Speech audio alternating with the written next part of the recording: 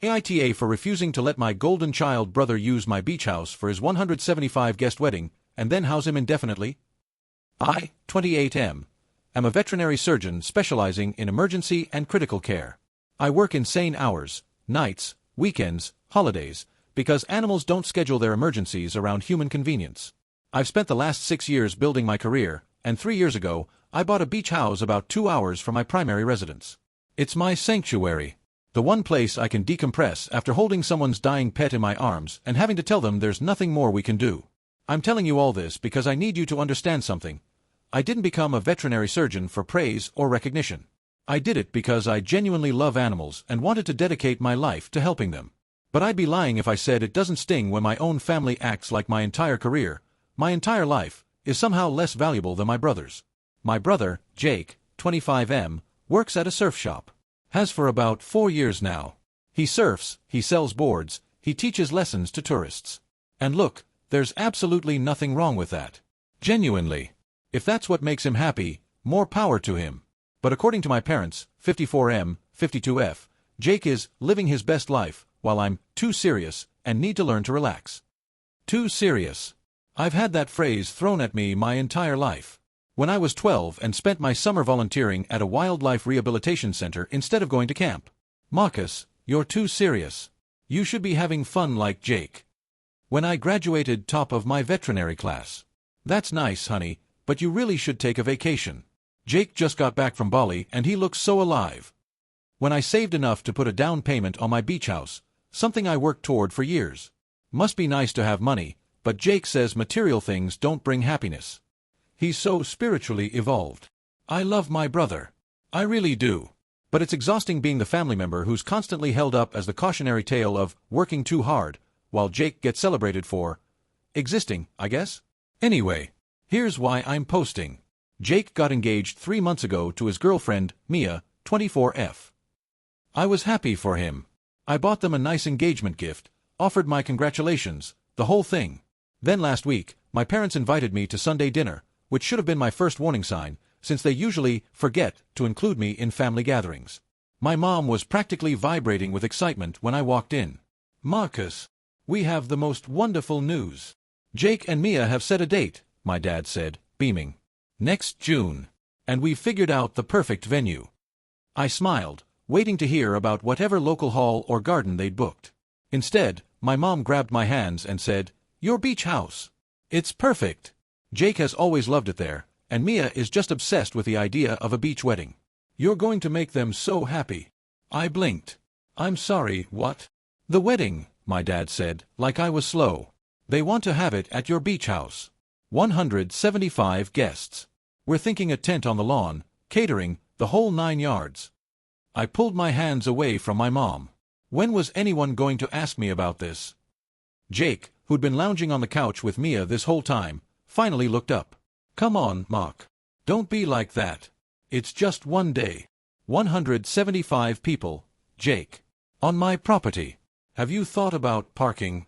Damage? Liability? Do you have event insurance? Who's paying for the tent, the catering, the... See, this is what I mean, Jake said, laughing. You're so serious all the time. It's a wedding, man. It's supposed to be fun. My mom nodded vigorously. Exactly. Marcus, honey, you work so hard. This is your chance to do something joyful for your family. Jake and Mia can't afford a fancy venue, and your house is just sitting there empty most of the time anyway. It's not just sitting there. I go there to recover from 70-hour work weeks where I literally have to. I stopped myself. Took a breath. Look, I need to think about this. What's there to think about? My dad asked. It's family. I left shortly after, feeling like I'd been ambushed. But here's the kicker, the part that made me realize I needed outside perspective. 2 days later, my mom called me. Marcus, I'm glad you've had time to think. So, about the house, Jake and Mia were talking, and they're going to need somewhere to stay after the wedding. Just until they find themselves, you know? Get on their feet. Mia wants to start a jewelry business, and Jake is thinking about maybe going back to school eventually. We figured they could live at the beach house for a while. Rent-free, obviously, since they're saving up. I was silent for so long my mom asked if I was still there. Let me get this straight, I said slowly. You want me to host a 175-person wedding at my house, and then let Jake and Mia live there indefinitely? For free. Well, it's not like you're using it full-time. And Marcus, think about what this would mean for Jake. He's finally ready to grow up, and you could be part of that. What about what it means for me? My mom sighed. That long-suffering sigh I've heard my whole life. You have everything, Marcus. A career, a house, money. Would it kill you to share some of that with your brother? He's not as driven as you are. He needs support. I'm not as driven. I'm too serious. Which one is it, Mom? You know what I mean. You've always been able to take care of yourself. Jake needs his family. And I don't. She didn't answer. She didn't have to. The silence told me everything I already knew. I said I'd think about it and hung up. Then I sat in my apartment and cried for the first time in years. The thing is, I know I could do this. Financially, practically, I could make it work. I could hire event coordinators, deal with the liability issues, even swallow the inevitable damage to my property. I could let Jake and Mia stay there while they find themselves. I could be the responsible one, again, like always. But I'm so tired. I'm so tired of saving lives all week only to come home to a family that treats me like an ATM with a bad attitude. I'm tired of being too serious when I'm doing serious work, literal life and death work, while my brother gets applauded for teaching tourists to stand on a surfboard. I'm tired of never being enough, no matter what I accomplish. So I guess my question is, AITA if I say no? If I refuse to let my brother use my beach house for his wedding and then live there rent-free? My parents have made it clear that refusing will make me the villain. Jake already thinks I'm being dramatic. But I don't know if I have the emotional capacity to do this and not completely fall apart. Sorry this is so long. I've never really talked about this stuff before. It felt good to write it out, even if it makes me sound pathetic. TLDR, my parents want me to let my golden child brother have his 175-guest wedding at my beach house, then let him and his fiancée live there rent-free indefinitely. I've spent my life being told I'm too serious, while he's praised for not having ambitions. ITA if I refuse. Edit. I didn't expect this many responses. I'm at work right now, it's 2 a.m. and I just finished emergency surgery on a golden retriever who ate an entire corn cob. She's going to be fine, but I'll try to respond when I can. Thank you to everyone who's validating what I've been feeling. You have no idea how much it means to hear that I'm not crazy. Update 1. My mentor shared her story, and I finally set boundaries. It's been about 3 weeks since my original post, and a lot has happened. I want to thank everyone who commented, even the people who were harsh, because some of you made points I needed to hear. First, some clarification from the comments. Yes, I do have a therapist. I've been seeing her for about 2 years, mostly to deal with the emotional toll of my job. Compassion fatigue is real, and losing patience never gets easier. But I hadn't talked much about my family dynamics with her until after my original post. That's changed now. But the biggest development came from an unexpected source. Dr. Helen Moreno, my mentor. Dr. Moreno is a legend in veterinary emergency medicine. She's 63, still working, and she was the attending who saw potential in me during my residency and basically shaped my entire career. We have coffee every few weeks when our schedules align. Last week, she noticed I was off. You look like you haven't slept in a week, she said, stirring her latte. And before you tell me about the Jacobson's cat, I already know about that case. This is something else. I don't know why, but I told her everything. The dinner, my parents' demands, the beach house situation, all of it. I expected her to give me practical advice about property liability or family mediation resources. Instead, she set down her coffee and looked at me with an expression I'd never seen before. Marcus, she said quietly, I need to tell you something I've never shared with a colleague before. Then Dr. Moreno told me her story. She grew up in a family with 3 children. Her older brother was the star, athletic, charming, everyone's favorite. Her younger sister was the baby, who needed constant protection and support. Helen was the middle child who got straight A's, worked part-time jobs from age 14, and put herself through college and vet school without a cent of family help. My brother declared bankruptcy twice, she said. Both times, my parents refinanced their house to bail him out. My sister has never held a job for more than 6 months. When my father got sick, guess who managed his care? Guess who they called when they needed money, even though I was still paying off student loans while my brother drove a BMW. I felt something loosen in my chest. What did you do? For a long time. Everything they asked. I was 45 before I finally understood that their approval was never coming. That I could cure cancer, and they would still tell me I should be more like my brother because at least he knew how to have fun. How did you stop? Dr. Moreno smiled, but it was sad. I set boundaries. Not to punish them, though they certainly saw it that way. I did it to survive. I stopped funding my brother's lifestyle. I stopped being available every time my sister had a crisis. And yes, they called me selfish. They called me cold. My mother didn't speak to me for 2 years. 2 years. She came around eventually. Not because she understood, she never really did, but because she needed something only I could provide. That's the thing about being the responsible one, Marcus. They'll call you selfish right up until the moment they need you. Then suddenly, they remember your value. She reached across the table and put her hand on mine. You need to protect yourself. Not out of spite. Not to teach anyone a lesson. But because you deserve to have a sanctuary that's actually yours. You deserve to exist without being the family's resource. I went home that night and drafted an email to my parents. My therapist and I refined it over the next few days. Here's the gist. I told them no. Clearly, firmly, and without apology. I explained that my beach house is not available for the wedding, and it will not be available for Jake and Mia to live in. I laid out my reasoning, the liability issues, the wear and tear on a property I've worked hard to maintain, and the simple fact that no one asked me before making plans that directly involved my assets. Then I said something I'd never said before. I've spent my entire life being told I'm too serious while simultaneously being expected to be the responsible one. I can't be both. From now on, I'm choosing to take my own needs as seriously as I take everyone else's. I braced myself for the fallout. My mom called within an hour of receiving the email. She was crying. How could you do this to your brother? He's devastated. Mia is devastated. You're ruining their wedding. They can have their wedding wherever they want, I said. It just won't be at my house. But they can't afford another venue. You know they don't have savings. Then maybe a 175-person wedding isn't the right choice for them. Plenty of people have small ceremonies when that's what their budget allows. This is so selfish, Marcus. I didn't raise you to be like this. And here's where something shifted in me. Where the old Marcus would have caved, apologized, tried to find a compromise, this Marcus said. Mom, I love you. But I'm not going to set myself on fire to keep Jake warm. Not anymore. If that makes me selfish in your eyes, I'll have to learn to live with that. I hung up. My dad texted me later, your mother is extremely upset. I hope you're happy. Jake sent me a message that just said, really, dude?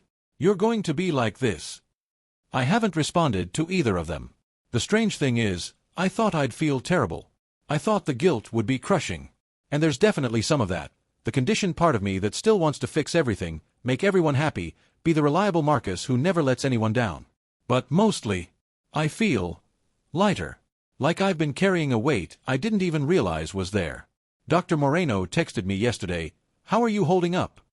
I told her the truth. Better than I expected. Thank you for sharing your story with me. It made me feel less alone. She replied, you're not alone. There are more of us than you think. The family scapegoats who became doctors, lawyers, executives, not because we wanted to prove anything, but because taking care of others was the only way we knew how to exist. Just remember to take care of yourself too. I'm trying. For the first time in my life, I'm really trying. I'll update again if anything significant happens. For now, I'm going to take a long weekend at my beach house. Alone. Because I can. Update 2. Mia found out about the family dynamics. Things are getting complicated. Hi everyone. It's been about 6 weeks since my last update, and things have taken a turn I genuinely didn't anticipate. First, the aftermath of my boundary setting. My parents have essentially stopped speaking to me except for the occasional passive-aggressive text from my mom. Just saw a story about a vet who saved a whole litter of puppies. I'm sure you're too busy for anything like that. I didn't respond. Jake blocked me on social media, which honestly hurt more than I expected. We were never super close, but he's still my brother. I've been in regular therapy, continuing to process everything, and I had a couple more coffee dates with Dr. Moreno. She's become something of a lifeline. Last week, she told me something that stuck with me. The hardest part of setting boundaries isn't the initial confrontation. It's holding them when everyone around you is trying to make you feel like the villain. Stay the course. You're doing the right thing. But here's where it gets interesting. 3 weeks ago, I got a message on Instagram from Mia, Jake's fiancée. I almost didn't open it because I assumed it would be either a guilt trip or an attack. Instead, it said, "Hi Marcus. I know things are really tense right now, but could we talk? Just the two of us. There are some things I need to understand." I was wary, but something about her tone seemed genuine. I agreed to meet her for coffee. Mia arrived looking troubled. Not angry, not defensive. Just deeply, genuinely confused. "I need to start by saying I'm sorry," she said before I could even say hello. "I'm sorry for being part of the conversation where we just assumed we could use your house. That wasn't okay. I should have questioned it. I wasn't expecting an apology." "Thank you. But I'm guessing that's not the only reason you wanted to meet." She shook her head. "Marcus, I've been with Jake for 2 years. I've been around your family for holidays, dinners, all of it. But after you sent that email and everything blew up, I started paying closer attention to things. And I need to ask you something, and I need you to be honest with me." "Okay. Have your parents always treated Jake like he can do no wrong while treating you like you're not really part of the family?" I stared at her. "You're just now noticing this? I know how that sounds. But Marcus, the way Jake talks about you, the way your parents talk about you, I thought you were just the serious older brother who didn't make time for family. That's the story I was told. Marcus is too busy with his career. Marcus doesn't prioritize relationships. Marcus is cold." She was tearing up now. "But then after the email, I watched your mom talk about you, and it was like she was talking about a stranger. A difficult stranger she had to tolerate. And I started thinking about all the family dinners where you weren't invited. All the times Jake would casually say, 'Marcus won't come.' He never does, and I didn't realize it was because no one asked you." I didn't know what to say. Having someone else, someone from outside, see what I'd been living with my entire life was profoundly validating and heartbreaking at the same time. "Your brother told me you bought that beach house to show off," Mia continued. "He said you hoard your money and don't share with family. He said you've always been jealous of how close he is with your parents." "Mia, I've been financially supporting myself since I was 18. I took out loans for vet school that I'm still paying off. I worked nights during my residency. My parents have never given me a cent, and I've never asked. Meanwhile, I stopped myself. Meanwhile, they paid for Jake's car. They paid his rent for 3 years. They funded his surf shop investor opportunity that went nowhere." Mia nodded. "I know. I didn't know until recently. Jake always talked about it like he was self-made. I'm starting to see that was a lie. Or maybe a lie he actually believes." She took a deep breath. "I love Jake. I want to marry him. But I can't marry someone who doesn't understand how he's benefited from a system that hurt his own brother. I told him last week that we need couples therapy before the wedding, or there won't be a wedding." I was genuinely stunned. How did he take that? Badly, at first. He said I was overreacting, that family dynamics were complicated, and I shouldn't get involved. But I told him that if we're getting married, his family becomes my family. And I'm not going to be part of a family that treats someone the way they've treated you. What changed his mind? I don't know if he's changed his mind yet. But he agreed to therapy. Our first session is next week. She looked at me with something like hope in her eyes. "I know I can't fix what your parents did. But I want you to know that I see it now. And I'm not going to let it continue without at least trying to do something about it." I thanked her. We talked for another hour, about the wedding, they're scaling down significantly, about her family, healthy, apparently, which is part of why she was so shocked by ours, about what she hopes for her future with Jake. When we parted, she hugged me. "Jake talks about you more than you'd think," she said quietly. "When we first started dating, he told me his big brother was a hero who saved animals' lives. I think part of him knows what you're worth. He's just been told not to show it." I went home and cried again. Different tears this time. Something that felt almost like hope. I don't know what happens next. Jake and I haven't spoken directly since he blocked me. My parents are still firmly in Marcus is the villain mode. But for the first time, someone outside my immediate family is advocating for me. Someone is saying, "This isn't okay." Dr. Moreno said something when I told her about the conversation. Sometimes change comes from the most unexpected places. The person you marry has a way of holding up a mirror you can't avoid. Maybe Mia is Jake's mirror. I guess we'll see. Update 3. Jake apologized. We're building something new. This will probably be my final update, and I wanted to make it a proper one. It's been about 4 months since my original post, and I barely recognize my life compared to where I was then. Let me start with the most significant development. Jake and I are speaking again. Really speaking, not the surface-level how's work conversations we'd have at holidays, but actual, honest communication. The couples therapy with Mia turned out to be transformative. I know this because Jake reached out to me about 2 months ago, 6 sessions into their therapy, with a request that floored me. Mark, I know I have no right to ask this, but our therapist thinks it would help if you came to one of our sessions. Not to fix anything between us, that's not your job, but so I can say some things to you with a mediator present. You can say no. I'd understand. I talked to my own therapist about it. She thought it could be valuable but reminded me to set clear expectations. This was about Jake's process, not mine. I wasn't obligated to forgive, to reconcile, or to feel any particular way. I agreed to go. Walking into that office was one of the hardest things I've ever done. Harder than my first solo surgery. Harder than telling a family their pet didn't make it.